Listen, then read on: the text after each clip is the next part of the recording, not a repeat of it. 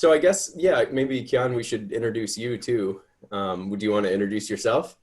Yeah, I'm Kian. I work in Parity and I want to talk about Phragmen, and I hope it would be helpful for everyone.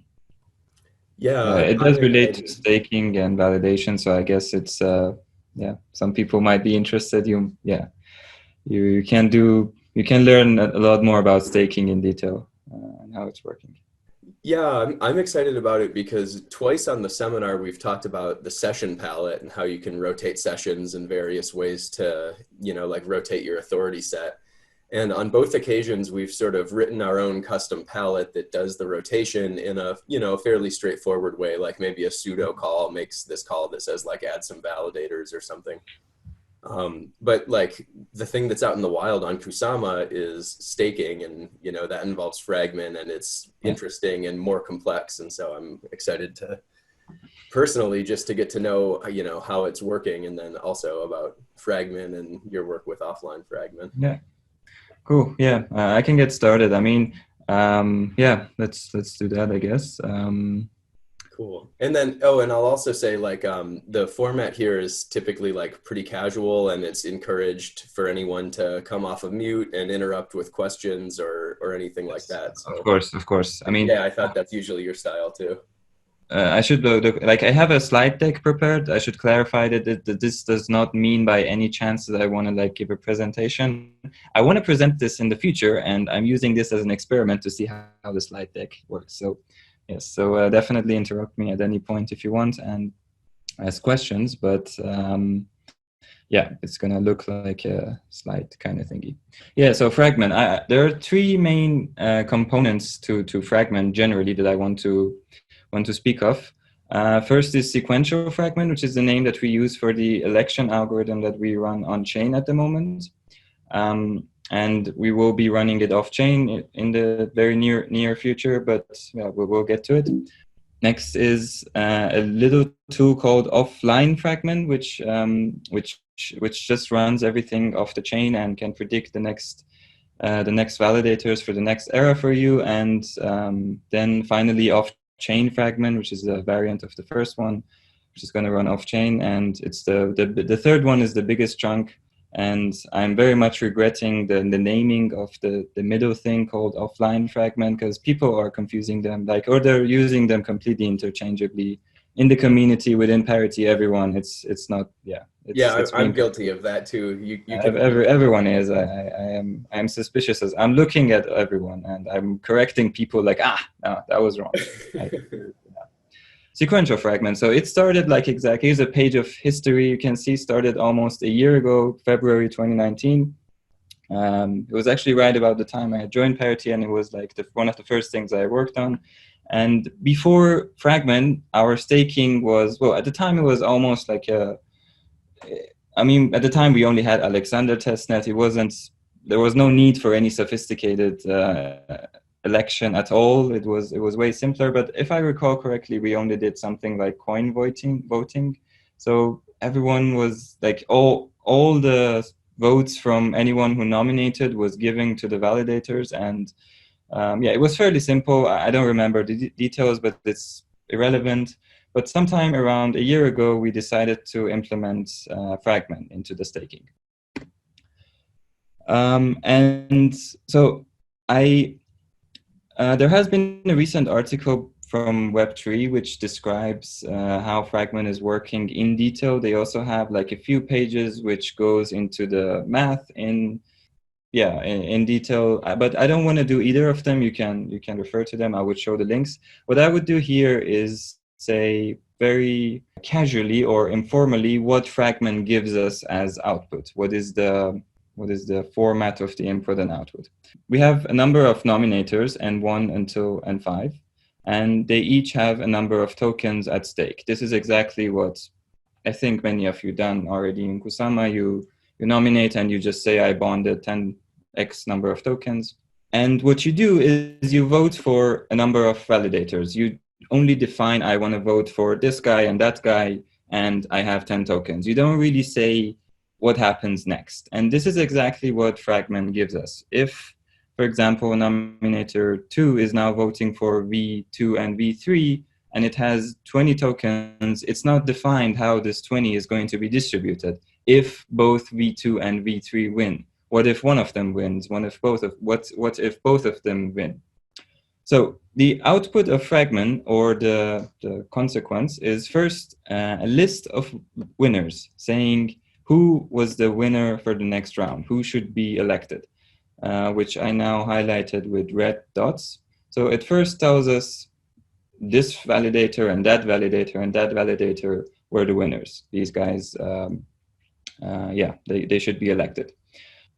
And then it also gives us some weights. It precisely tells us how much of each nominator's stake should be distributed among the validators. So you end up with a graph like this. And these numbers that you have here is exactly from a real Phragmen output that I have run in a test. And the numbers are as you see. Yeah, and there's a final stage as well, which is like a post-processing. Now, when we have these weights, we can also compute the total stake of each validator. In this case, for example, this V2 guy, 36% of 15 plus 68% of 20. So it's this number. And this is the number that you see in Polkadot.js apps for each validator. And like, I don't know, I was going to say something which is very detailed, doesn't matter. Yeah, and this is like a final stage where we can compute the total backing stake of each validator who has been elected with Phragmen. This is what you see in Polkadot.js apps, and it's also the number which is in your exposure struct, which is quite important in staking. You might have seen it at some point. So Kian, yeah, it's the number, like if we look at validator 2, that 19, that's in the exposure struct associated with V2, with like that person. So that's the 19 would be exposure.total. I can show it, but that's a bit complicated to do with Zoom. I have to change my sharing to go to. So in the exposure struct, there are numerous fields. One of them is total backing stake, or it's called .total. And this 19 would be the total thingy. Okay. Cool. And in this example, it's the case that like these validators we're not considering like self-stake, I guess, or self. Yeah. In this example, I'm not, but in the staking, automatically any validator is also a nominator. That's a good point, actually. Okay, cool. And then, like, this is kind of a dumb question, I guess, but I don't know the answer to it. So like, if I'm a validator, let's just say I'm V2, you know, I'm hoping to get a bunch of people to nominate me and get all this stake and everything. Like, can I also nominate or like cast approval votes for other validators or just myself?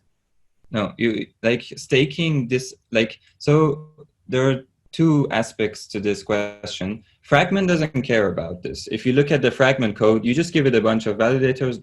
Like, it's not even called like that. It's called voters and targets, and it just matches them together. It doesn't even check if there's a duplicate.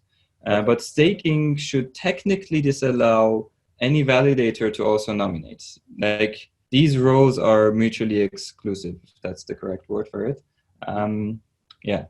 So if you can nominate while you're also validator, then you have found a bug, and we should report it. And yeah, so not a. I have not found it. I was just curious. Okay, if you happen to do it, then you have found a way to go around the system.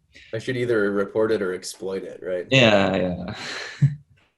So Luke has a question in the chat too, maybe before you move on. Yeah, I saw a pop-up. Please interrupt me. Yeah. So what's the question? Where are the weights defined? Who defines them? And when? Yeah, that's what I want to get to. So how they are defined, if you're really keen, there's I think a 20-page paper and the gist of it in Web3.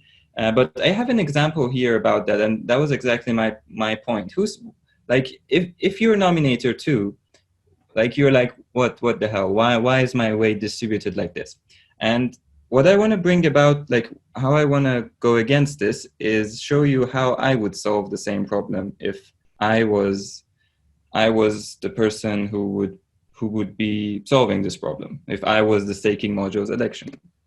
So I would look at the same graph and be like, okay, validator 1 is it doesn't have anything, not important.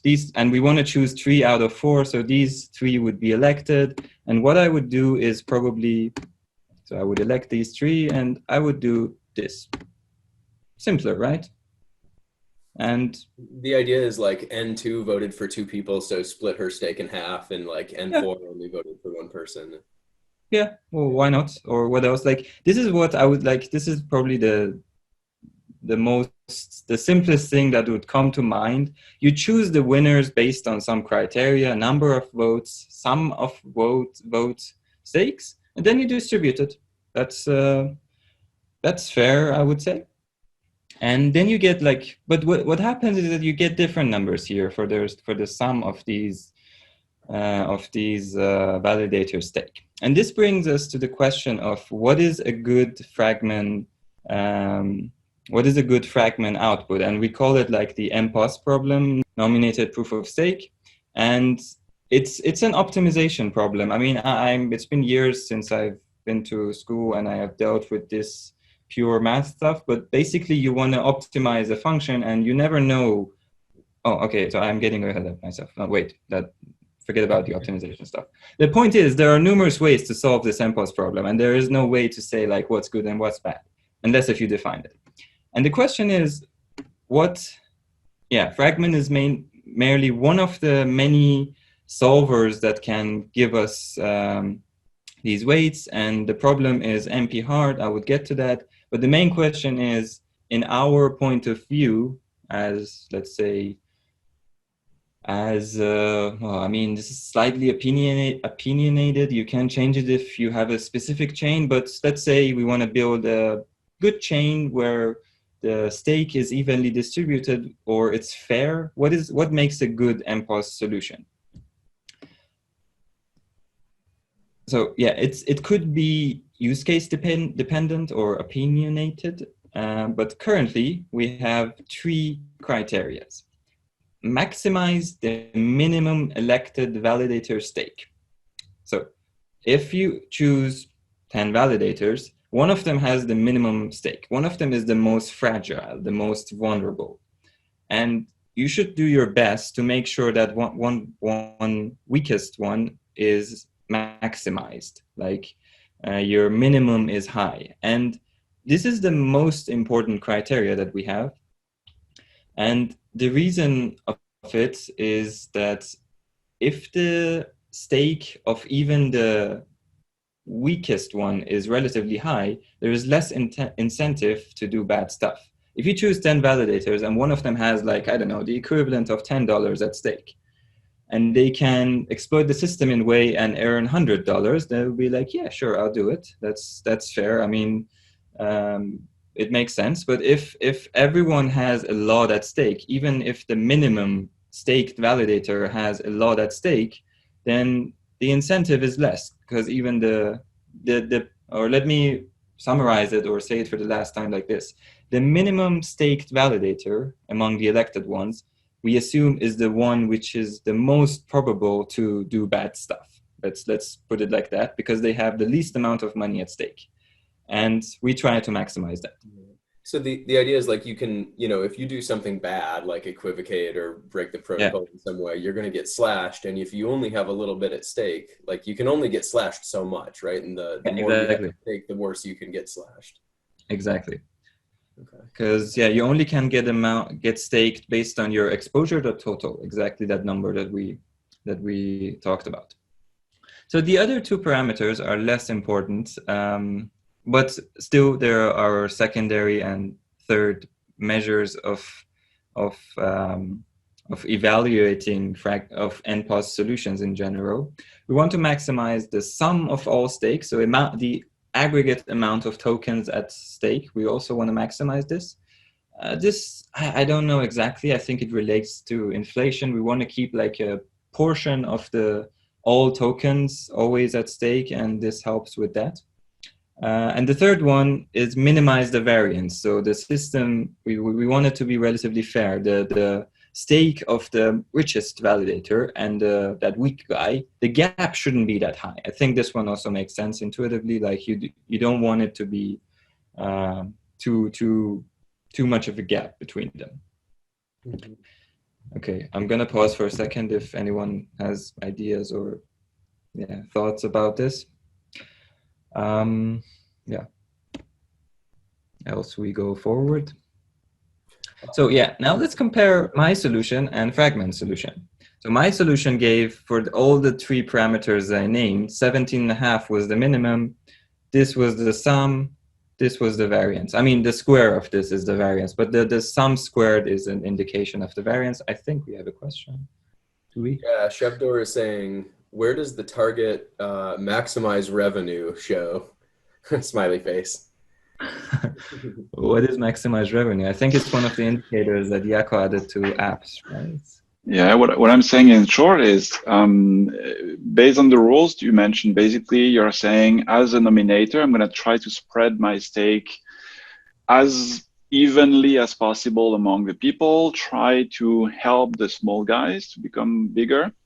Yeah. But as a nominator, you don't do this. The system does this on your behalf, kind of. Yeah. Okay. Yeah. Let's assume I could do it manually, which was before Phragmen. That was the case. Actually, people could nominate manually who they wanted. There was only one validator, and now Phragmen is kind of doing that.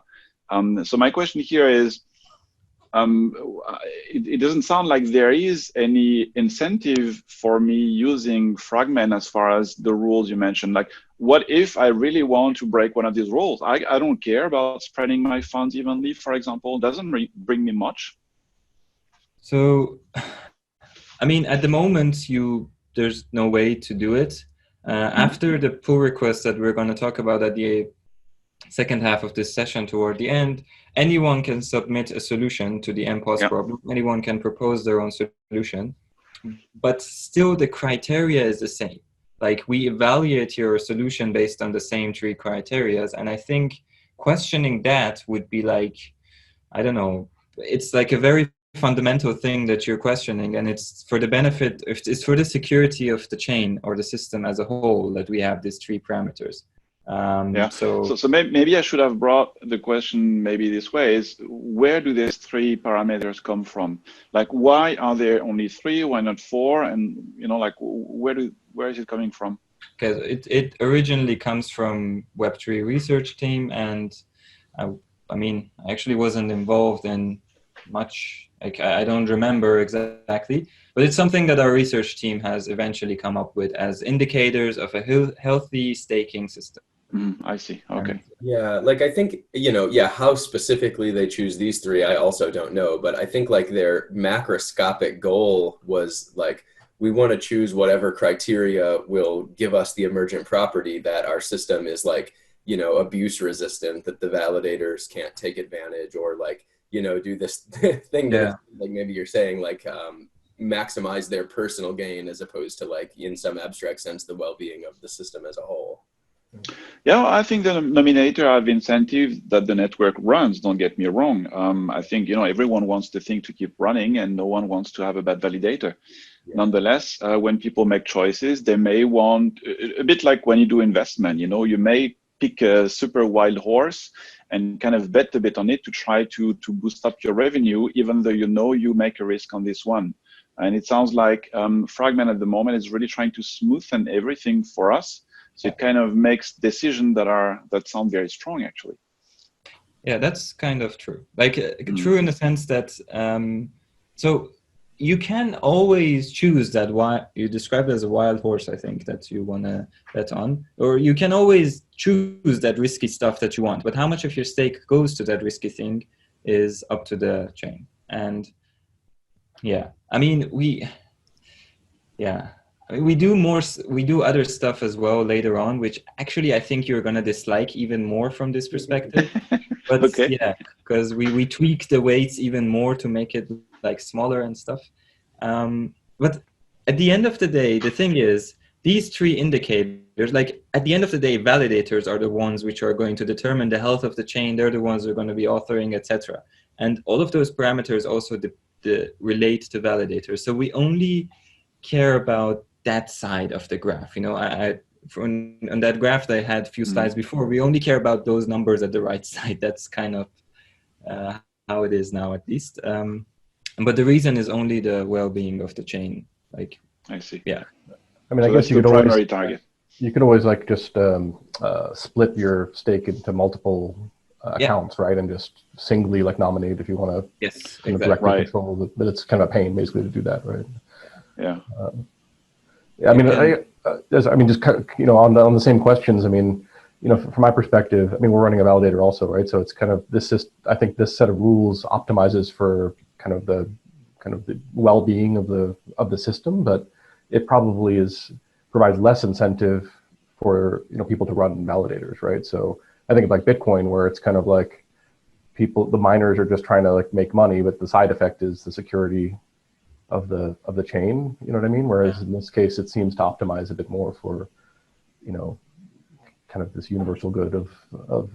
Yeah, exactly. It seems a bit more conservative, as in we're going to keep everything as fair and equal as possible. And yeah, I mean, but it's all experiment, I would say, in some sense. It might all be subject to change in very near future. Who knows? I feel like it's a trade-off, because if you provide kind of more economic incentive to the validators, then you get more people interested. So then you kind of get a gain in security, Yeah, but then but it's a trade-off, right? Like, you know. Yeah, I mean, if the incentive for making money out of it is very good, but then the security is flawed, then it's very profitable until some point, until then security becomes risky, and then everyone spreads. I think that's what happened. If you keep the system a little bit, in my personal opinion, this is completely, and I haven't launched 2 chains in my past, I don't know, I'm just talking like completely on my minor experience in blockchain systems, that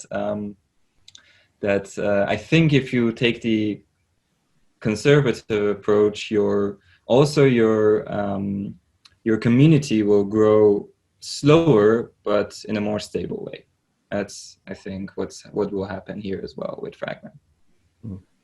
Yeah, in some sense, the name of the game is incentive alignment. So like when we're answering those questions, like of all these different solutions we could have to the NPoS problem, what makes a good one? One thing we really want is where like whatever is considered good, correct protocol following validator behavior, we want that to also be the most profitable strategy for the validators to play. So like, you know, if it were more profitable for validators to do something other than follow the protocol, now we've got a real problem, because they're definitely going to not follow the protocol. They're going to do that other more profitable thing, right? So. Well, I've seen the move where, like, you know, one move I've seen is people are now like planning on running like multiple validators, which I'm not sure if that was the intent behind the design, right? But they're saying, well, if it's kind of evenly spread and everyone, you know, kind of the pie is evenly divided, let me try to get more slices of the pie, right? Kind of thing, right? So I don't know if that was, you know, if that's... Totally agree with you, Derek, on this one. And I think that's kind of the first rule of Phragmen, you know, to try to boost up the small validators. So I think today the incentive of the network is to say, as validator, I'm going to go for the smallest stake that allows me to be in the set. And that's what we see. We see people spreading, I don't know, 10, 20 validators with exactly the same amount of stake or the same amount nominated to reach that. And I'm also thinking like you that it may not be the best option, but I think in a proof of stake system, we may not have better at the moment, unfortunately. Yeah, I mean, the thing that you had before, the simple kind of like Cosmos style straight delegated thing, when that had, you know, that gives you more profit opportunities as a validator, but then I guess you get these concentrations of stake behind certain validators, so that there's downside there too. So yeah. I agree. It's kind of not clear kind of sometimes what the best solution is.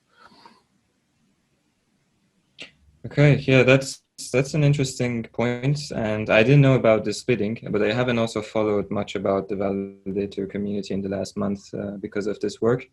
Yeah, I mean, it's we'll have to see. But yeah, should I continue, or? Yeah, I guess we're done. Okay, so we were comparing my solution and Phragmen, and these are the numbers that my solution obtains from our 3 parameters. The weakest guy is 17.5 and variance is 2000 something, while Phragmen gives us 19 for the min nominator, same sum, and a lower variance. Like the top one is 31 in Phragmen, but here is 35, so you can see the gap is even bigger.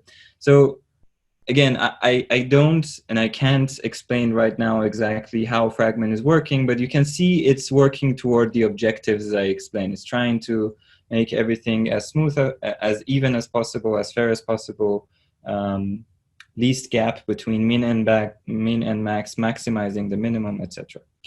And there is a post and okay, so the thing is, now these parameters, now I can describe them in the terms of an optimization problem. You can always come up with different age weights, and all of them gives you like a different min stake. And let's imagine this is our only parameter right now.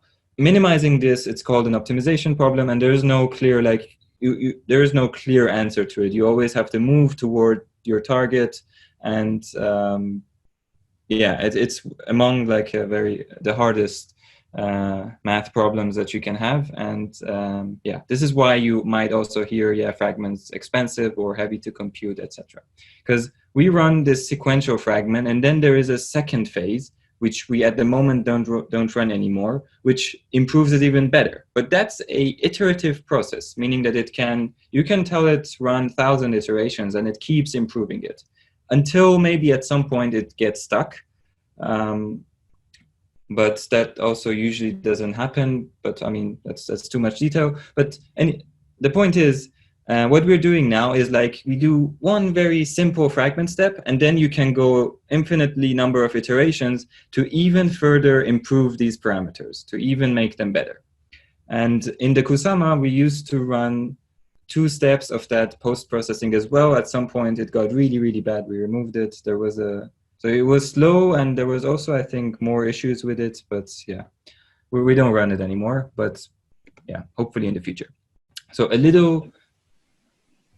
Did someone have a question? I was just curious if, like, I remember that for a while on Kusama that there was kind of like a pausing happening at the end of the era. And was that because of this, basically? Because it was trying to run this and it was expensive, basically?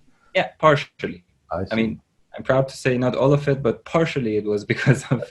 That's why it had to be kind of removed or kind of optimized, I guess, further. I got it. Yes. But I think even now, still sometimes block times spike around end of an era. I haven't checked, but it could be that it still happens. And I mean, as we increase the number of validators, it will keep happening again. I also had something in the chat. Let's see if anyone. Yeah, I did ask a question. Actually, I asked in the chat, so you can pick up if you want to answer now. But I think it's related to the comment of Derek. Okay. My question is, when does Phragmen runs? Because it's kind of freezing the state, saying these are the validators, these are the nominators, and we're going to compute for that, and it's going to take some time to do that. So when is this input taken? At the moment, it runs at the end of the era. It runs sort of, you don't have to freeze anything because it runs sort of atomically within the block. And it must happen within the block time of 1 block, which is the whole reason that it's a problem, because it's it's doomed to become impossible. Like with Kusama is now fairly with Polkadot with like 1,000 validators and hundreds of thousands of nominators, that graph's gonna be really big. Yeah. Okay, I see. Yeah.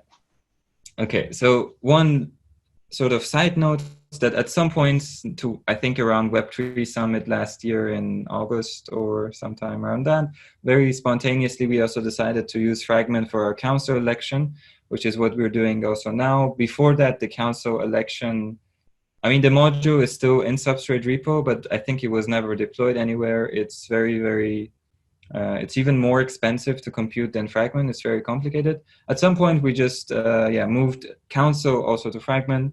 And okay, I think I skipped the slide again. Oh, no. And what we do is we ask Phragmen to give us 20 members, and one property of Phragmen that I overlooked maybe on the previous slides is that it gives us members in an order of desirability. Like if you run it and ask it to give you 5 members, it gives you a set of 5. If you ask it to give me 7 members, it gives you the same 5 and then 2 extra ones. So it's iteratively giving you new winners every round. So we can sort of partition them into 2 sets, 13 members, 17 runner-ups, as we have at the moment, and and then we split them. The only difference is there is no self-vote, and I remember when we first deployed the council, there was a bit of problem and because many people can't submit their candidacy and then they get removed and not slashed, but their bond was taken at the end because they lost, because they had no votes, because they forgot to self-vote for themselves.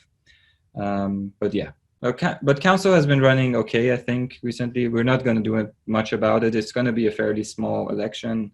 And yeah, just note that it's running the same Phragmen code. And yeah, with the only difference that there is no self-vote. Or just like a similar algorithm implemented It's twice. the same code. No, it's the same crates, yeah. Cool, okay, I didn't realize that. Yeah. So, yeah, offline Phragmen, which again, I'm going to rename it any day now. It's a mini debug tool that I started. Let me expand all of these and then I can talk about all of them. Is there more? Yeah. Okay. Yeah, it's a debug tool that I started working on a while ago, but I think some other people also started using it. It still exists. I don't maintain it that much continuously, but every now and then I try to keep it up to date. What it does is it reads the staking state out of the chain, it runs the Phragmen, and it gives you the output. So at the beginning it was fairly simple. Now I've added a few more features to it that you can play around with. You can give it a particular block number, so it reads the state from that block number. You can recreate the Phragmen outputs from the previous states. If you play a bit with the code, you can do some other interesting things with it. You can remove self-votes. You can add a new fake staker in between if you want to, or if you, for example, you want to. I mean, I haven't added this feature, but I think it would be, for example, nice if I can add it sometime. You want to validate, but you haven't even bonded yet. You want to know what's going to happen to you, and you could pretty much easily do this now with this offline Phragmen, but currently it's not supported by. Through the CLI, you should change, you should go through the code, but I'm hoping to get these ready and eventually turn it into I call it like a staking lab sort of tool that you can play around with staking with it. Yeah, just be aware of it. I mean, if you're interested in how Phragmen is working or that kind of stuff, it's good to work with this tool as well. We also have received many valuable bug reports from this off-chain Phragmen because the results were different from the ones on chain. Yeah, but although that I should note that that's not always a sign of a bug, because there used to be some differences between how the chain is processing the validators and nominators and how this offline Phragmen thing is doing, and it hasn't been updated yet. So, but if you work with it and you find anything unusual, definitely come to me. I appreciate talking about it. And finally, we get to it, the final part of this presentation. That's very soon we're going to allow anyone to submit this NPoS solutions, and I'm planning on adding that to this offline Phragmen tool as well. So you can use it to generate the next NPoS solution for the next era. So Kian, is the tool, the offline Phragmen tool, this is something that never submits a transaction back to the chain. It never actually casts approval votes or affects anything on the chain. It just scrapes the chain and runs some stuff locally, nothing. Yeah, right. This is a way for me to dig into the data that's available by watching the chain.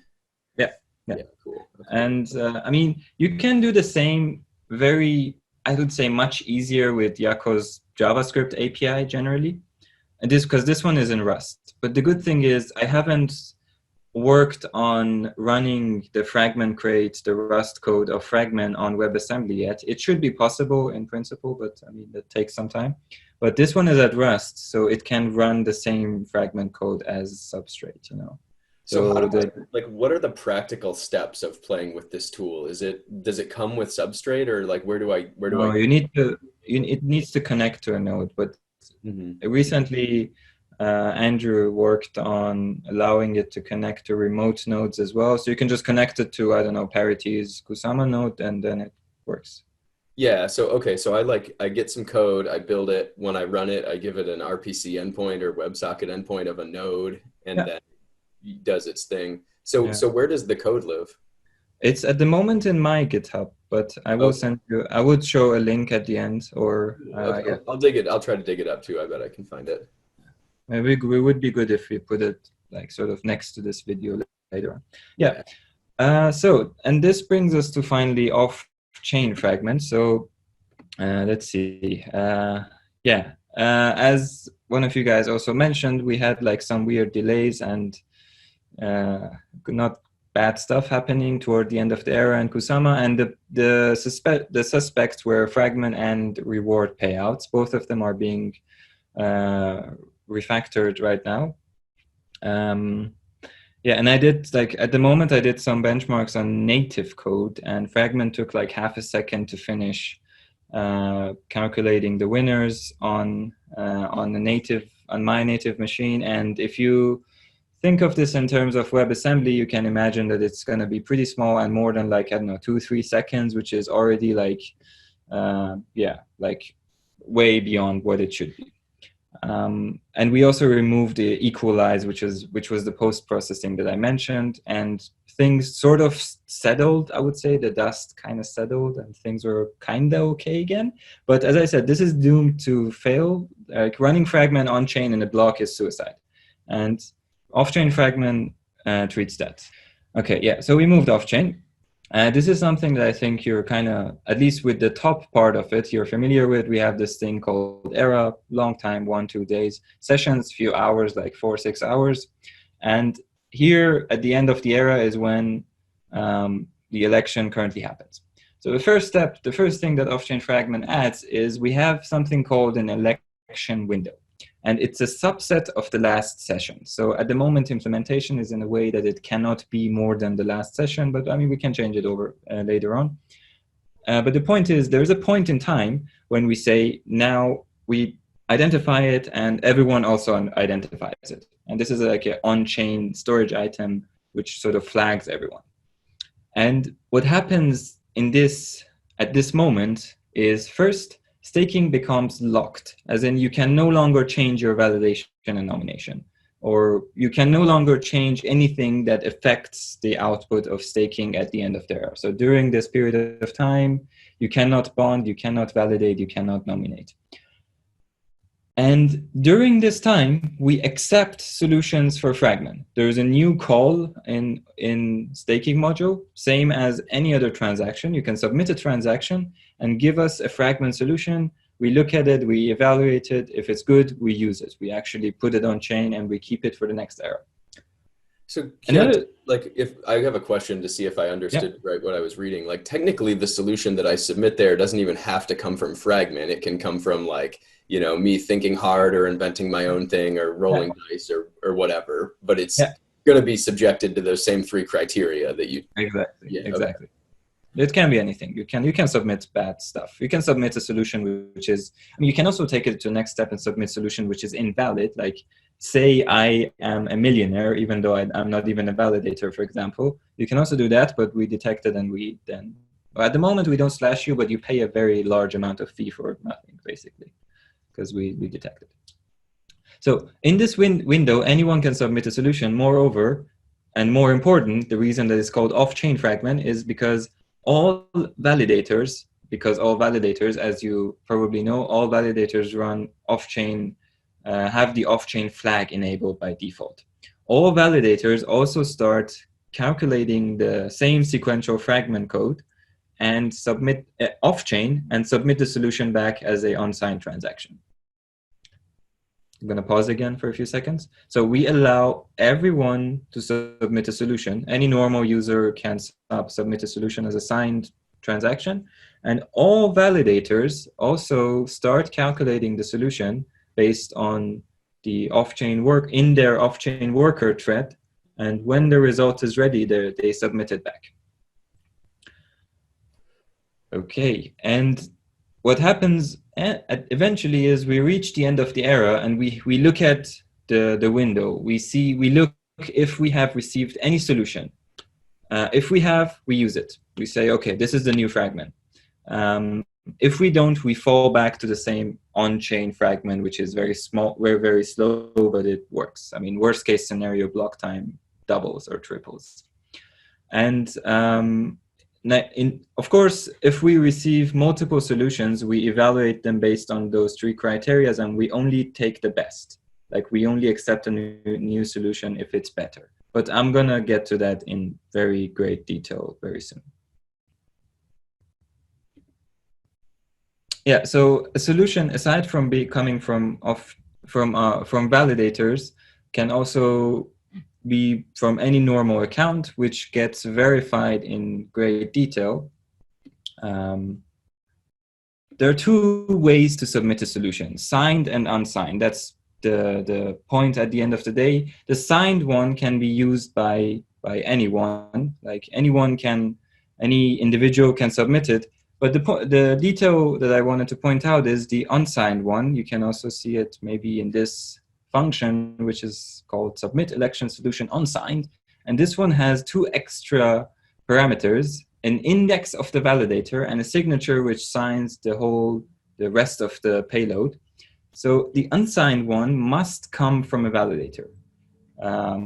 That's the only thing that I wanted to point out. So you can only submit a solution and get it into the system as an unsigned transaction if you are a validator. So yeah, unsigned must come from an authority, and you must give your own index. The entire payload must be signed. Staking now has a special key type for this, which should work like out of the box. As a operator, a node runner, validator, you shouldn't worry about it. Yeah, and this is the other variant of the same function. This one's called submit election solution. There's no unsigned on it, and as you see, it doesn't have those signature and authority validator index, whatever it was. What it does is that the origin has to be signed. It needs to come from a normal account. So it's literally like a balance transfer.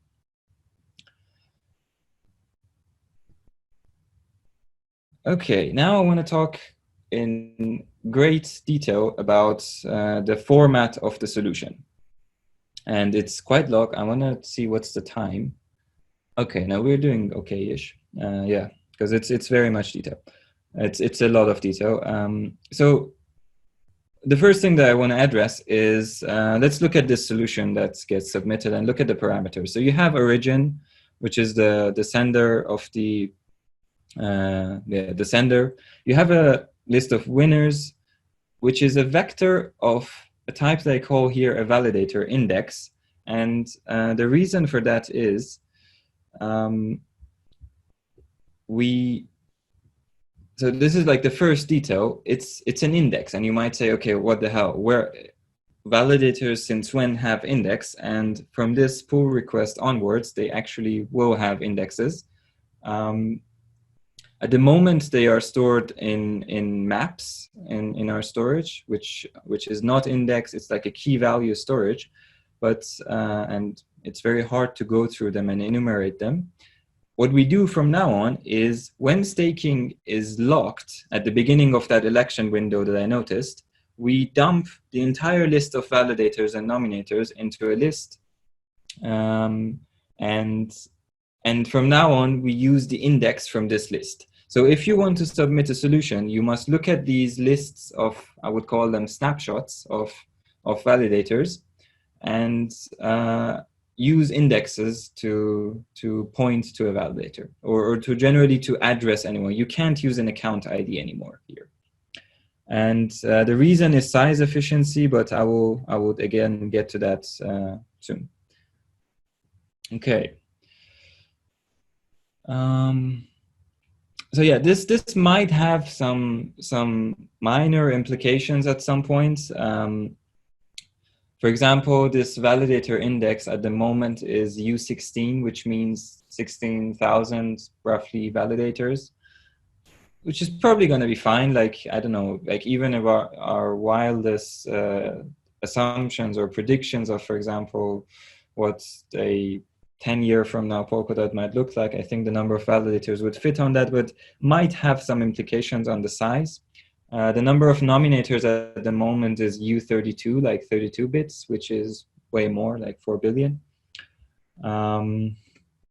Yeah, as I said, currently validator index is 2 bytes and nominator index is 4 bytes. So generally, when you submit a solution, you always use indexes from our snapshots, which are taken at the beginning of the election window. Oh yeah, and the point is that both of them are way smaller than a account ID. And the main reason is that we want the solution that you submit to be very small. Okay, yeah, and I want to give an example of this. Let's imagine Polkadot, which is, I have horribly miswritten here, I'm sorry for that, is live. We have 1,000 validators, and each of them is backed by 200 nominators, and everything is perfect, right? What can go wrong? And let's imagine that you want to submit not the list of winners, but that sort of graph that I mentioned, like the edge weight of each nominator. You only want to submit that. And let's submit a naive solution. Let's say we have, so we had like 200 nominators per validator, right? Like each validator is being fed by 200 nominators. So each validator has 200 incoming edges. So that gives us on total 200,000 edges multiplied by the address of the nominator, which is giving you this edge, the target of it, like the receiving end of it, and the weight of it. And let's assume that we use like the normal addresses, which are 32 bytes, and like or assume addresses are 32 bytes. Might be different, but let's assume that. And as weights, you use like a U128, which is what I would say most chains would use as their balance type. And you do the multiplication and you get 15 megabytes of data. So submitting a Phragmen solution, I mean, this calculation might be wrong. Now, I just realized that you probably don't need this target anymore, but I mean, it would be like, I don't know, 10 megabytes. It's not that better. Yeah, point is megabytes, not kilobytes. It's mega, exactly. That doesn't make a big difference. Or let's say, no, you can't really say like, no, but my chain is like U64 in balance type. It's still going to be like pretty damn bad. And you can't have transactions of 15 megabytes floating around your system. But now let's use the index, or let's have another example, which is slightly better, but again, just to see how bad it is. Because this example that I said was the worst case scenario, because the degree of edges is 1, meaning that each nominator is voting for only one validator. Let's say it's 8. So in that case, the total number of edges that you need to feed your 1,000 validators is going to be 25,000. You can see the relation here. When I was looking at your slides before this was the one thing I didn't really get. Like, why it seems to me like letting nominators cast approval votes from more than one validator would make the solution bigger, not smaller. But that's. Oh yeah. I mean, if you analyze it like this, it makes it smaller, because now we're just assuming we have 1,000 validators and we have 200 nominations per validator. Like. Yeah, I was just thinking about. I mean, obviously, you have a better solution than this with the indexing. I think it's definitely a good option. But regarding the balance, you may not want to keep actually the full resolution of this U128. So the discussion is not even what is the the type of your balance. It may be, as you said, U64. Doesn't matter. The problem remains. But what could be done is to downsample that, because at the end of the day, an account that has 3 dots or an account that has 7 dots doesn't really make a big difference. So you could actually pack them together and at least reduce a lot the granularity of the balance. To save a couple of bytes or megabytes, maybe. Yeah, we get to there. We do that. We do it, I think, more than even what you recommend. Like we downcast. Yeah, it was just an example. Yeah, you can be much more aggressive than that. Yeah. I mean, it's not super aggressive, but there is quite a rounding price in it. Yeah. Okay. Yeah. Good. But that's a good point. We'll get to it. So if the degree is 8, if we want to feed that 1,000 validators with nominator degree 8, we get 25,000 edges. And in this case, you need, yeah, I mean, I'm doubting if I did it. Yeah, okay. 25,000 edges. Each of them have a nominator, which is like the left-hand side of the edge. Each of them point to 8 targets and their weights. No, this sounds correct, or it's at least it's naively correct. If you do the number again, it's around 10 megabytes. Horrible.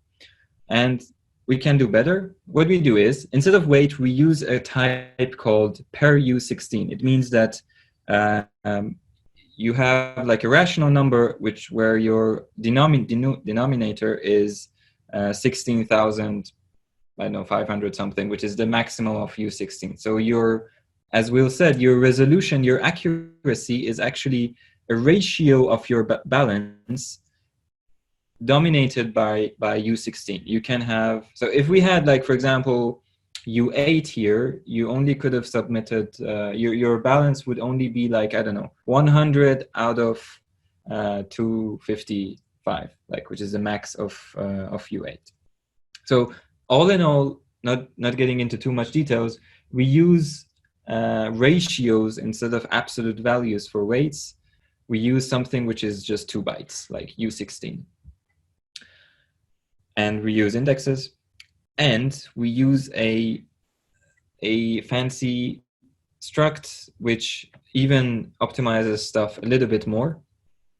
It looks like this. It doesn't matter what it looks here, but I mean, it doesn't matter. Like, I mean, we have to look at it, but it doesn't matter in detail.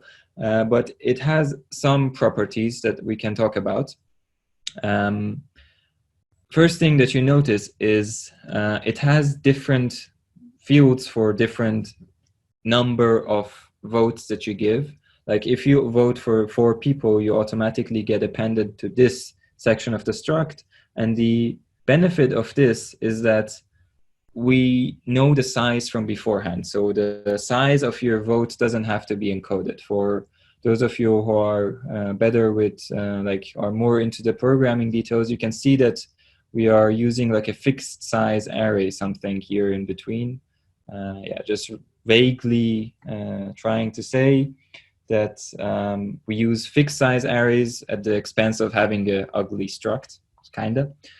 More importantly, I mean, this is like a very small detail. More importantly, if you vote for only one person, we don't even submit your weight ratio or balance or whatever, because it's 100%. If you vote for only one, I think someone, yeah, we also talked about this and someone mentioned it, that you can use it sort of as a trick to not be dominated by Phragmen. You can always vote for one person. And in that case, we don't even encode your weight amount or whatever it is. So you can see that here we have like just a vector of tuples, which is like the voter index and the target index, like nominator index and validator index. And there's no weight.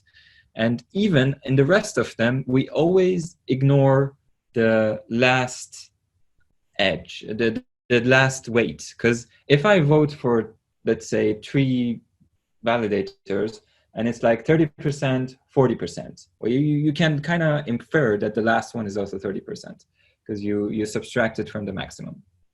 So we do as much as we can to reduce the size of this thing. Yeah, so we drop the weights whenever it is possible. The length of are hard-coded, and instead of capital generic type capital V here, we use 2 bytes, and instead of T, we use 4 bytes, and the weights are U16, again, 2 bytes, much smaller. So let's do the same thing, the same calculation with my compact type now. 200,000 degree 1, which was the worst one, 200,000 nominators, or 200,000 edges. Each of them need 1 nominator index and 1 target index. Because if you remember correctly, if you remember from the previous slide, when you vote for just one person, you don't even have to encode the weight. The weight, it's everything that you have at stake, and it's about 1 megabyte. So it's better. And if you do it for a bigger size, I'm not going to go into detail, it's even a bit smaller. So this partially solves the situation of the size. Yeah, it's much better. But it's not the end. It's barely okay, sort of, now. well, I mean, for Kusama size at the moment, it would be okay. But looking at it a bit futuristic for Polkadot, it's yeah, we'll see. It looks like it's gonna be okay, but if not, we have to move to like a challenge response system, which hasn't been entirely spec'd. Yeah, yes. By index, I do not mean account index. Okay, index so you in the pre-voting, you define the list of candidates account, and the first one get index 0, and second one 1, yes. and so on. And that's what you mean by index, not this kind of funny short version of the. No. Oh, okay, all good. Makes sense. I think, yeah. When we go to like at the end, I can briefly show it. Like there are two new storage items in staking. They're called like snapshot nominators and snapshot validators, and they are always none except when the window is open. And when the window is open, they are constant. They will not change, and we use these as indexes. Like, makes sense. Thank you. Yeah. This is like a typical Phragmen. It's not the Phragmen solution. It's my horrible solution. But you remember the graph. Like I assigned everything equally because I was naive. It's a bad solution, but it's technically a completely acceptable, legit Phragmen solution. It can be used. It's perfectly fine. And what I do is only replace the percentages with absolute numbers. And then we think, what else can I do to even reduce the size of this whole thing, all of these edges and weights, which is composed of a nominator, edge weight, and a validator, like these triplets. What else can I do to reduce their size? And it turns out, as long as there's a cycle in your graph, I mean, let's go here. A cycle in this graph, if you look at it as a graph, you can always remove one edge. And this was what I meant by some people might not like it even more because we sort of play around with your votes even more. So the picture that you see here looks like a mess, but it's nothing but the same graph as here. I only moved some items around. Yeah, it's the same thing as here. I only moved stuff around so you can see it as like a sort of flat structure. And so this is completely irrelevant. This validator 1 wasn't even a winner. This nominator 4 only voted for one person. It's not really building a cycle, but these guys, these sort of 5 entities, these 3 nominators and these two validators, or all 3 of them, make a cycle. And what we do to remove one edge from a cycle is we remove the minimum, but we preserve the cycle, the sort of supply and demand within the cycle. Let's look at it. I think that's the easiest way to explain it. So this 7.5 is the minimum. I mean, this can also be the minimum. I like that. I just choose this. Doesn't really matter. I say this is now 0. So how can I compensate this? So this nominator's stake is 15, and I remove 7.5 from here. I should add the rest to the next. And you might already see where I'm going with this. Then we continue. Okay, this nominator, this validator, now removed an extra 7.5 from here. So this needs to be removed, subtracted by 7.5. So we get 2.5. Then you follow this. You do like positive, negative, positive, negative. And what you end up with is a graph which has the same total stake for validators. So you see these numbers don't change. 17.5, 35. I mean, you can check them. I hope I have made at least this slide right, and you can check them while I'm talking. There should be no inconsistency in it. As you see, the stake of validators does not change, but we managed to remove one edge, which is quite good because it saves us some space. And yeah, this is also another trick that we're now applying. It's called reducing a solution. And okay, okay, this slide was, this is a wrong slide. I think Joshi warned me about it, but I forgot. Any questions about this or insights or anything? I'm gonna pause again also to catch your breath.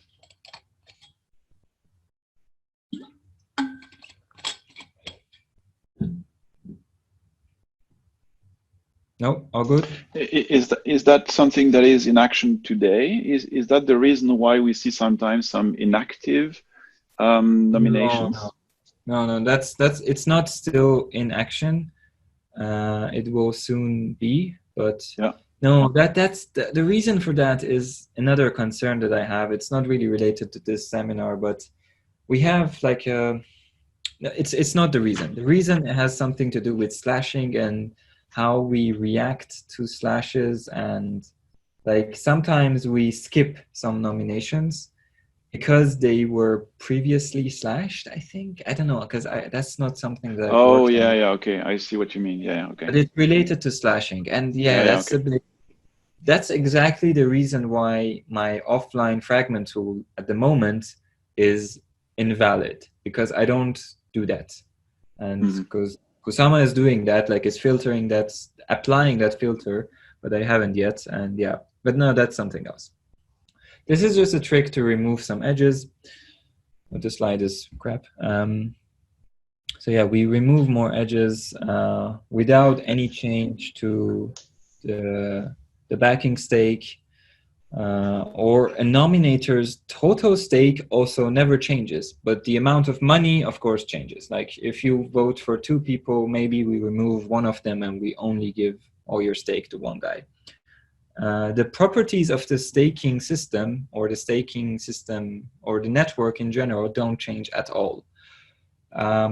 But yeah, some details of edges, they do.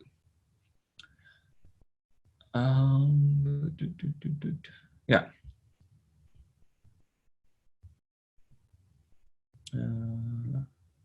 Okay.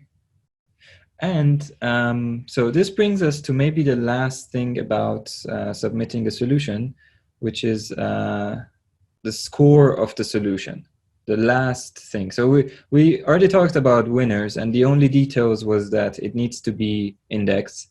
This thing, which is called compact assignment, is everything that I just explained. It's that ugly struct which has votes 1, votes 2, all the way to 16, and well, it optionally can be reduced, etc. And finally, we have something called score, which is nothing more than those 3 parameters that I named. It's an array of size 3 numbers, and we compare the solutions based on this score. And, okay, so what's the detail? A solution tells us the score. It sort of claims, hey, here's my solution, because the solution is composed of only these 2 items, winners and compact assignment. But it also gives us a score and sort of claims, hey, this is my score. And which is an array of those 3 parameters I named. Yeah, sounds familiar. And what we're doing here is something which I'm not sure if it's a term, I call it like a lazy verification, where we ask the user to give us as much detail as possible so we can reject based off of it. But when we want to actually take that detail into account, we double check it. The point is, we know that anyone can lie and just tell they have a good score when they don't. And yeah, we for example, I can, let's see what's the next slide. Yeah, so I can actually talk about this aside from the slides. A simple example is, let's assume a lot of the entities in the network who are submitting solutions are honest. Let's only take that into account. This allows us to reject honest solutions as soon as possible. Because if I'm an honest person and I'm submitting a solution which is crap, then you can very easily reject it as the chain. If I am malicious and then my score is later on checked. So this sort of allows us to reject as much as possible, which brings me to this sentence, which I have named the objective of the verification: reject as many solutions as early as possible with the least amount of work. Because before, it used to be that running Phragmen was the bottleneck, and it was a very heavy thing to do. Now it's verifying it, because it's a lot to verify. We just talked about it. Even a compact solution is 800 kilobytes of data, for example, on a normal network, or megabytes sometimes, and you need to at least iterate them a couple of times, and that's already like, it gives you an indication of how time critical it is. And we have, yeah, so I mean, I don't know how much of it might be an interesting discussion. I'm gonna start with it, but we'll see how it goes. We have a number of errors that can be raised from your Phragmen solution when you submit it. And I thought the easiest way to talk about verification is just to go through all of these errors. The first wrong thing that you can do is be early or late, depending on how you look at it. Like when the election window is closed, immediately rejected. If the election window is open, then we look at your score, the score that you claimed you have, which might be wrong. But if what you claimed is already less, then we reject you immediately. I mean, the only case where this can be harmful is if you are a honest submitter and you miscalculated your score, but that's really your fault. I mean, that you can't really blame, you can't really blame the chain for doing this. So yeah, this is the second one, weak submission. Your solution is weak, it's not good enough. Third one is snapshot unavailable. This is not gonna happen, hopefully anytime soon. Snapshot was that big list of validators and nominators that we put in storage to use as indexes. And then we lock the staking. And if the size of the snapshot is within the bounds, like if we have more than 16,000 validators, for example, then the snapshot is not created, and then we also get this error. But this is not going to happen, and it's not really about malicious users.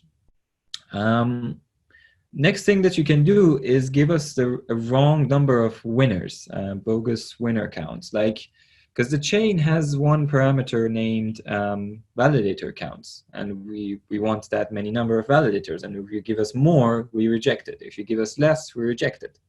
The only case is if we have less candidates, which is most likely never going to happen in any live chain. Like, let's say you want 10 validators, but you have only 7 candidates. In that case, 7 is acceptable. But I mean, yeah, any live chain wouldn't encounter this. Then a winner can be, a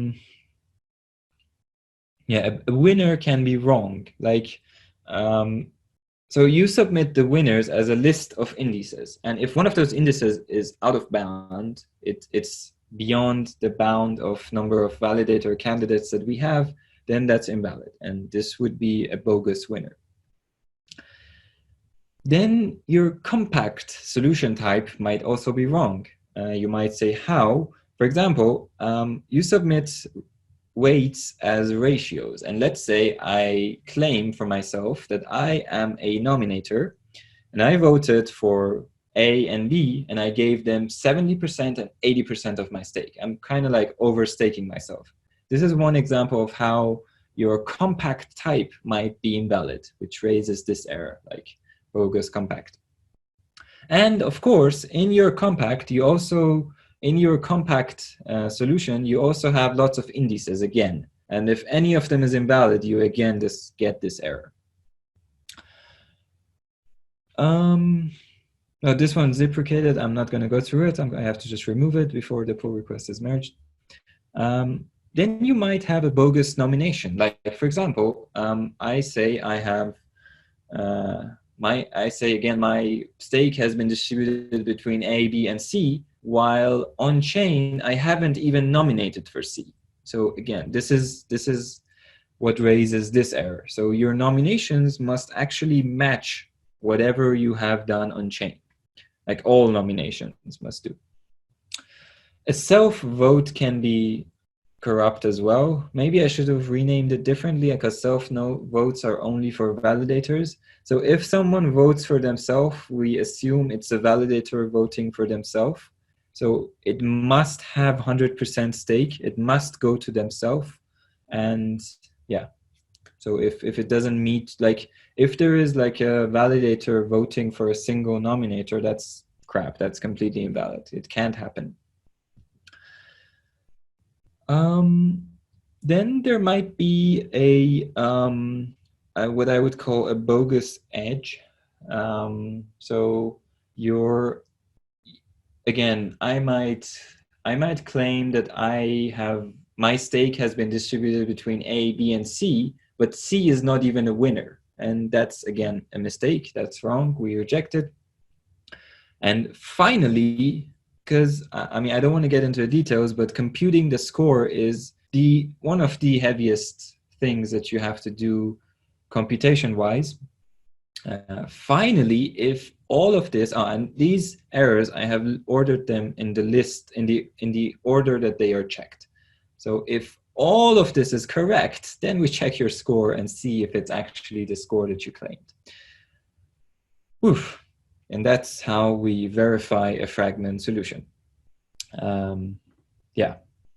Anyone, if now is a good time to ask a question if you want to.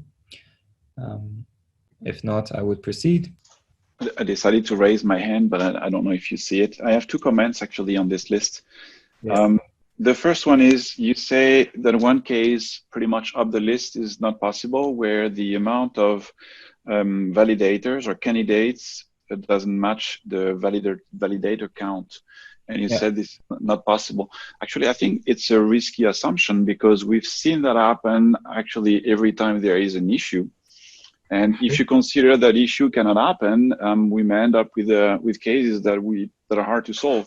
It can actually happen that we want to have 100 validators, but we only have 10. And one of the reasons is corrupted clients or something that, like a big screw up. And that happened. We saw it like the last time we had an issue on finality, I think. Every time we recover, we start again with, like way less validators than what we wish we would have. Okay.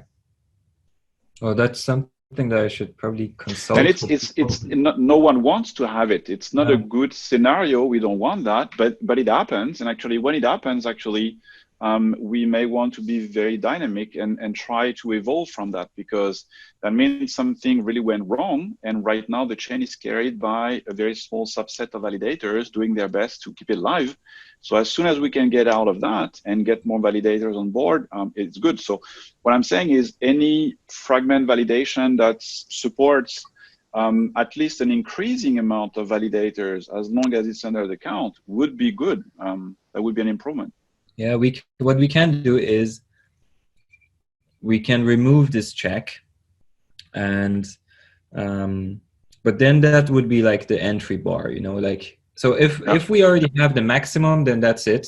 We're good. Yeah. If it's not, that would be the entry bar. That's a very good recommendation. Yeah. I would keep that in mind then. Maybe we implement it actually. I'm not sure which one is the best, because I'm not exactly sure what process we go through when we have these crazy stalls, for example, but might be the case. Thank you. Yeah. And you had another one. Second comment was about this snapshot unavailable, the third one. And my concern here is related to the question I asked at the beginning. So your answer was, today we don't have the problem because today all the Phragmen work is done in the last block of the era. So basically it's all atomic. We don't need to freeze anything. So here it's a bit different. Here there is a point of time where we say, now we freeze everything. We consider that's the input data, give that to all people who want to calculate their Phragmen solution offline. But what about this snapshot becoming dirty? What if something, in the meantime changes a lot, such as, 10 of the major validators just going offline because Azure just got a bug? That makes actually your whole snapshot and all the energy, CPU energy that people are spending calculating the thing completely void, because this snapshot is dirty, is no longer valid. So whatever solution they send back would be a bad one. If some nodes go offline, would that necessarily tamper the data, or? Because let me elaborate a little bit more. If something has gone so wrong that an on-chain data, this is a snapshot, same could be applied to my balance, for example. An on-chain data can be sort of tampered. I think we have like sort of bigger problems now, to like something is horribly wrong, and it might be okay. That would be a big thing. That would be a big thing, definitely. But I think, validators getting slashed could be a reason, or suddenly you get, like half of the validators get corrupt for whatever reason, malicious or a bug. So they start getting slashed during this time where, or after the snapshot has been sent. Sorry, what? So you have a properly running network, you send a snapshot or you make a snapshot, and after that time, before the next era, something really bad goes wrong, like something goes wrong. Like many people get slashed for whatever reason. I'm still not sure if that would affect, like, because this snapshot becomes unavailable. Like once we make it, it's available unless so you're not really talking about the case where it's unavailable because we failed to create it, because we might fail to create it because we have one. So we have a network, we have 100 validators. At one point, we make a snapshot. Snapshot is all valid, all good. We send it to everyone. They start crunching data, computing super good solutions. And in the meantime, something goes really wrong. Basically, the underlying data is changing. So the landscape, the snapshot we sent is no longer reality. Right. So by the time the solutions no longer like apply very well to right. What you're saying, right? So right. You'll get solutions that are kind of not like example. To the current situation. Derek is speaking, so I take him as an example. He's in the validator set, and he is like the big validator of the set. It is part of the snapshot. And I find a super cool solution where I say, hey, full on Derek, that's my solution, and it's a valid one, it's running. But by the time we would be able to apply this solution, Derek is no longer there. He's been slashed, he's gone. I mean, the assumption is that the snapshot like represents the state of the chain at the end of the era somewhat. So in a way, maybe if there is some cheap way to kind of do some sort of high level, is the snapshot does it still kind of like represent the state of the chain? Although I guess at that point you can't recalculate anyway, though, right? So I mean, you might be better off with just whatever you come up with, right? Or maybe the question is, if the snapshot gets dirty between the time where we send it and the time we apply it, is it really something critical? That's what, like, I mean, if validators start getting slashed, okay, that's a different problem, which which I'm writing down to address later on. Just slash. Because we don't have the problem today. Today we don't have the issue because it's atomic. It's all done in one block. But we're talking about size issues, which means the number of blocks required to do this computation checks and everything will increase. So I don't know, it's going to be 10 blocks, 100 blocks, 1,000 blocks, I don't know. But during that time, many things can happen actually, and things will happen. Well, one thing would just be like, are all the people that are proposed to be in the next set, are they like even running, basically, I guess? I mean, that might be something to... So in such cases, the idea is that, a solution might become invalid. We do our best by locking, but the easiest case, which we also talked about now, is if someone gets slashed during the window, they are unbounded, right? Or they're not. But let's say someone just goes offline in the meantime, like, or there is a way for someone to sort of like just ditch out.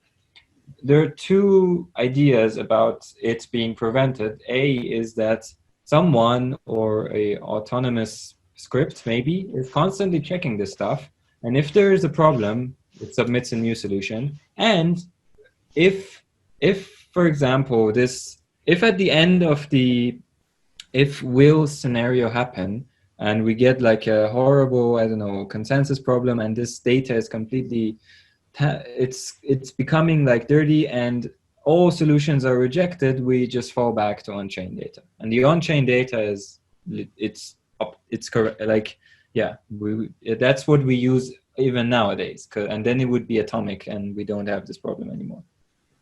Okay. Okay, so there would be a fallback. There is a fallback. I mean, the fallback, it should be prevented very much because it's very, very hard to compute. But there is a fallback. But it's still something that I would talk to people about. It's not my area of expertise exactly. Like, I think the most important is to have a plan B, because these things will happen. Most of the time, probably there won't be an issue. The example where I said Derek is no longer there, maybe we don't care. No offense, Derek, it's just an example. I see your face. That's fine. But it may not be a big issue. If we lose a validator, it's no big deal. The fact that validators go offline may not even be an issue, because I think it takes a while to notice it. So we may not even notice it during the time we are calculating the offline fragment. Yeah. I'm more thinking about validators obviously getting completely rogue. So they will be slashed, okay. They will pay for it, okay. But we definitely don't want to have them part of the new solution knowing that they are rogue. Okay, a question, and Will, I guess you probably know this as an active member of the current Kusama. What's the behavior when someone gets slashed now? Do they also get unnominated or not? Oh, I don't know anymore. They were unnominated is, well, I think the issue in the past, because you had this sticky thing, you know, like as soon as a validator would get slashed, they would lose their nomination, and nomination would pretty much never come back, actually. But the validator itself will not get... okay. Well, actually, I know how this should be solved. So the piece of code which I talked about, which is filtering these nominations, and if you have been recently slashed, then we take that into account and remove your nominations. That would be an extra check which should be added here. And I guess you won't, that should be added here. Like, because that's what the on-chain data would do. I mean, yeah, but I'm not sure. I should talk to someone who's like an expert in this field. I think that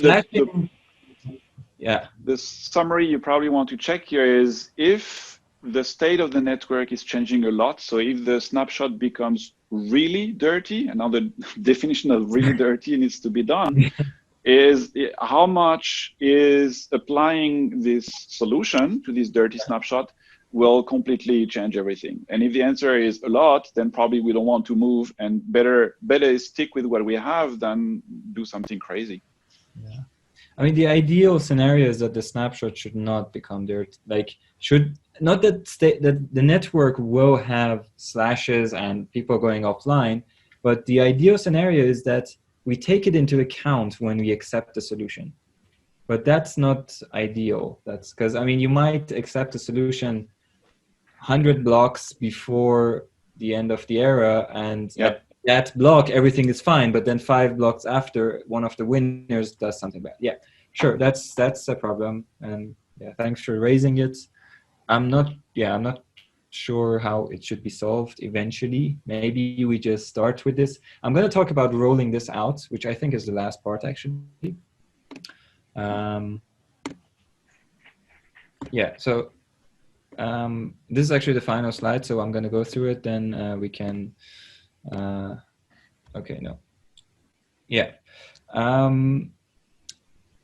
So this is like all just the beginning, and there would be definitely lots of more fixes. It might break at some point, and we have some ideas of what we want to do next. One is, for example, validators who all submit a Phragmen solution by their off-chain worker should be like sort of randomized, because otherwise all of them are going to submit the same thing. And even though we reject them in the first step, still, if we randomize it a bit, then it's kind of nicer, you know, like someone submits a solution now, you submit it 5 blocks from now, someone else submits it 7 blocks from now. It's slightly nicer. So this randomizing is one of the ideas. We can reward and slash based on, I mean, by slash, I don't mean the slash on staking, reward and punish the solutions that you submit. If you give us a really good solution, I don't know, maybe we refund your transaction fee, for example. If you give us a very bad solution and waste a lot of computation time, we might charge you a little bit more. These are ideas that we have to see how it works out. Currently, it's the most expensive transaction in Substrate runtime, and consequently Kusama, submitting a solution. We can enforce the reduce, like everyone has to reduce, because if we enforce it, then the number of edges becomes very small. It becomes much smaller. Because if M is the number of elected validators, like 160 in Kusama now, and N is the number of Kusama, which I think we have like 600 now at the moment, then the number of edges this is the bound on it. If this reduce that I explained is enforced. We might enforce it. We haven't done it yet. And rounding is also another rough concern. I mean, now we round up to U16 in terms of accuracy of ratios of your balance. But there's still like a little bit of work to be done, or maybe sort of observe and then fix later on regarding how we do rounding. At the moment, we round everything down, if I recall correctly. So you always lose a bit of money. Not that you lose it. You're bound like 10 KSM, but your stake, which is distributed, is actually like 9.99 KSM, or even like the difference should be even less. It's a very small concern, but it's something to keep in mind. Some miscellaneous stuff. This I don't want to talk about. Multi-phase rollout. So this whole thing that I explained hasn't been even merged into Substrate. When it does, it will have a configuration in which the length of the election window is 0.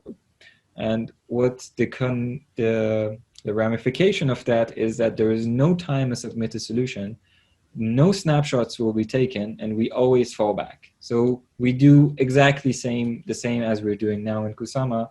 And then at some point we increase it. Maybe I think this is safer, but maybe we end up not doing that. But I think that's the current plan, at least, to do it in a multi-phase. So then we set it to like I think a relatively large window, and then we reduce the window a few times so that it's sort of efficient, because we're still locking staking and we don't want to lock for no reason. And that's it. Yes, very much on time. I mean, we had like a mini demo as well, I think, but we're kind of over time, but there's definitely time to talk, or if there are questions, we can talk about that. No, just thanks for the presentation. I'd say we use this tool as a validator. It's quite useful if you're, for example, if you're in the waiting and like not in the active set. The question is often like, well, how much nomination do I need to get in the active set? So this tool has proved useful to us to answer those kinds of questions. I will try at some point, hopefully soon, within the next, I don't know, few weeks to months, to really improve it, give it at least another round of features to be able to answer these questions. But it's generally a bit confusing, and I would say misunderstood, because you saw how Phragmen is working, and now that we're doing it, I mean, you still haven't seen how Phragmen chooses those 3 validators, for example, in the dummy example that I had. But you have kind of seen that it's the objective that it has is not to select the richest ones in order. It's to optimize a few parameters.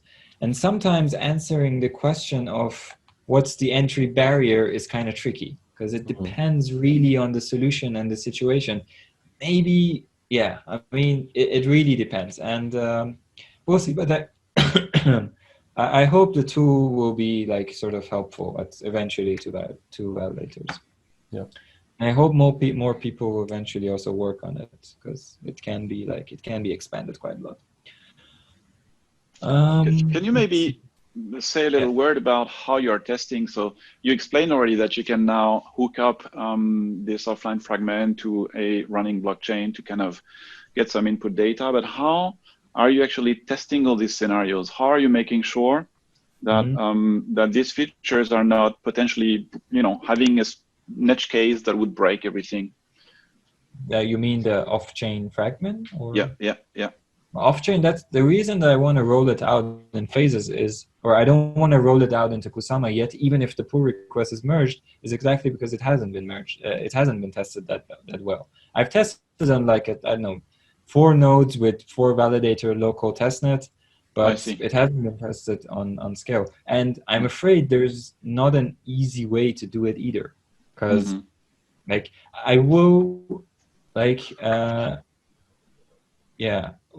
will do, I mean, I did it once, but then lots of things change. I have to do it again, is I will run like the code that generates the solution with my offline fragment tool, because that one has access to it, and just look at the solution for Kusama. And hope, or let's hope that if there's something wrong with it, I can identify it by just looking at it. But other than that, there's really there's also not that good of a way to test it as far as I know, because it's not something that you can test individually. I mean, you can run you could run a different node which still syncs, but you do your own thing. But yeah, it's not going to get you that far. Yeah, you can only test what you expect, actually, which is the problem here. What can happen? What can go wrong? Yeah, it's that's mainly also the reason why I'm trying to be like very cautious, and it also has taken a while, you know, like to get this ready and prepared to. I mean, you know, it's software. It's gonna break, and it's ironic. Most often, the more you try for it to not break, the more likely it is. But I've tried to make it like the fallback, at least, sort of always there. So if anything goes wrong, you just do the fallback, and that should save us either way. Yeah, but super nice presentation. Thank you very much for all the explanation. That was very interesting. My pleasure. It's been a while, and it's been almost a year that this Phragmen has been going on in Polkadot in general, and I think it deserved more attention. I'll try to like prepare the same deck and maybe present it in different, I don't know, meetups, conferences as well. Yeah, thank you for your feedback, everyone. And stupid thing, actually. Would that be interesting to actually make some kind of how can I call that?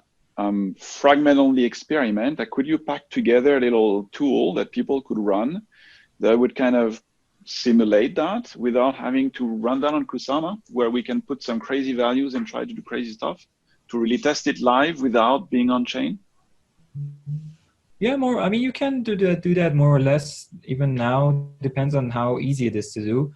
Phragmen code now is in Substrate, but I want to extract it, actually, put it into its own GitHub repo and with different tests and stuff. But at the moment, it's in Substrate, and it has a pretty large test suite. You can add a new test if you want. And in tests, everything is rather simple. Like, all account IDs are numbers, and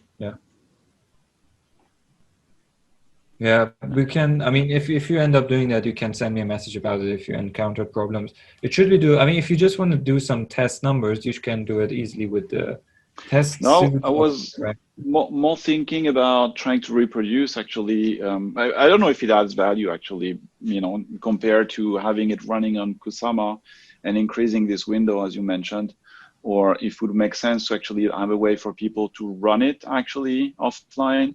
I mean, offline but connected. But I can ping you on Riot about that. I think it's probably better to discuss offline. Okay, yeah.